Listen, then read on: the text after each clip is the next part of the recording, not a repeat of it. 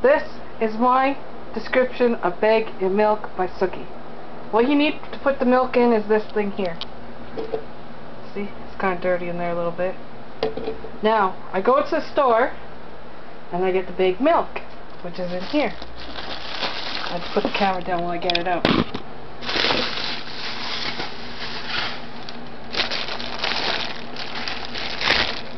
Okay, this is Beg milk for all you Americans. Yes, I live in Ontario and we have Beg milk. As you can see, it's a bags in bag. You get 3 bags in 4 liters. I have to put it down again.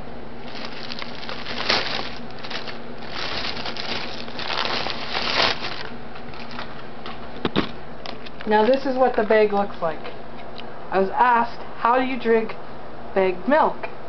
Well, what you do is you put it into this thing here,